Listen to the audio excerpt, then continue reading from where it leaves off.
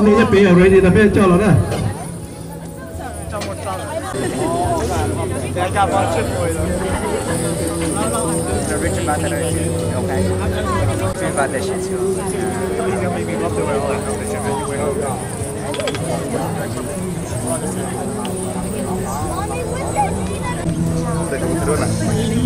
你爸那边也搞呢，这老就吃了，这爸那。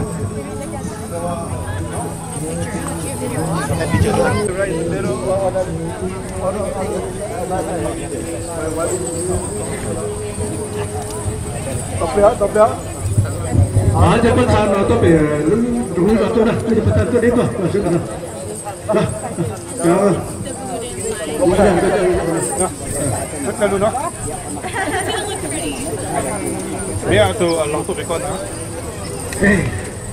It's a pleasure for me to be here and to see all of you so beautifully dressed.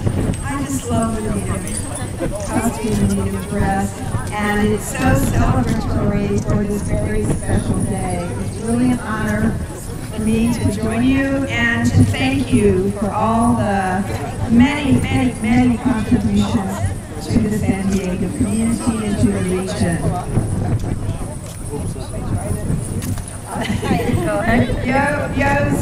Xiang.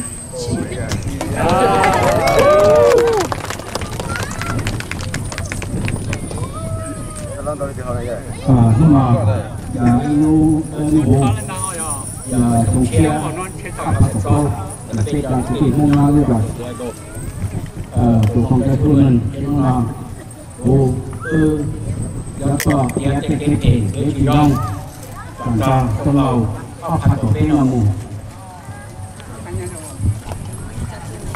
mà chia tổ ít tuổi thì cha bấm mày là cũng rồi.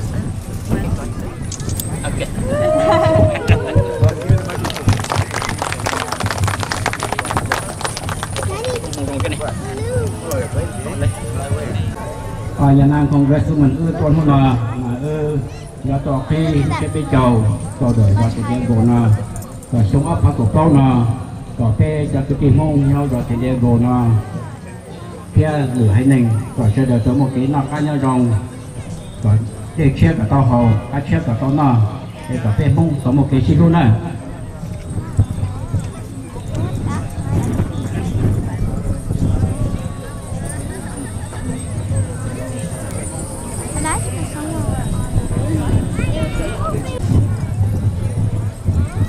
Hmong traditions, when you open a new year, you need to drink new water. So these are new water right here. These are blessed. With great fortune and good luck this coming up new year. Yeah. So take a cup. It's only apple cider.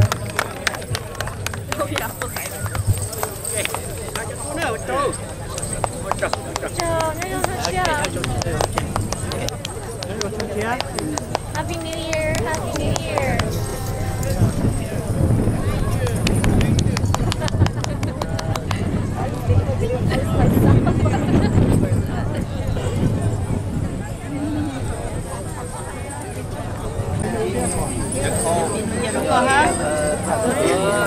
Happy New Year, everybody.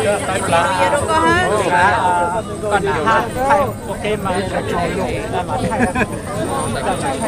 nhớ dùng sung xa rồi mới sung lớn nữa cho mình nhiều thôi thì cũng cho lên này ôi chắc tao làm quá lên dùng lòng đây chưa rồi ok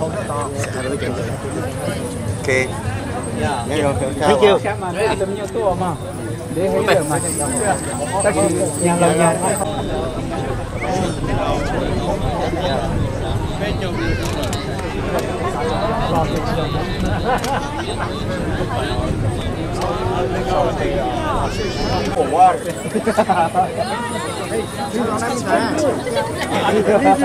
Training game, like 6-on-6.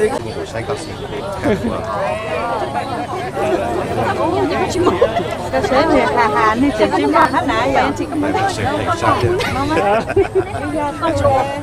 bây giờ tụi em lo lo cho tôi nghĩ nó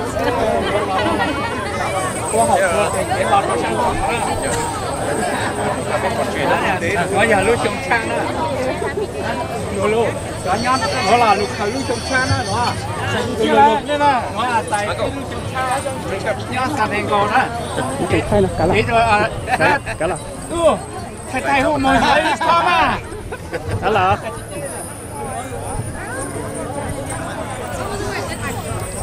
Happy New Year. Happy New Year. Happy New Year's.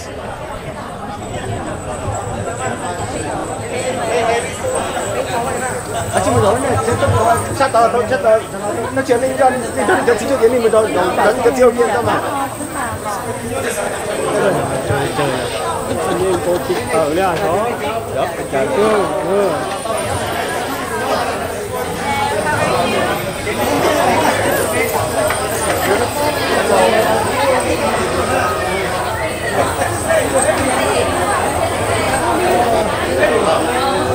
Đây đâu à? Bây giờ là đi xe là cô lúc nào cá thế? Cho bà cô nhau.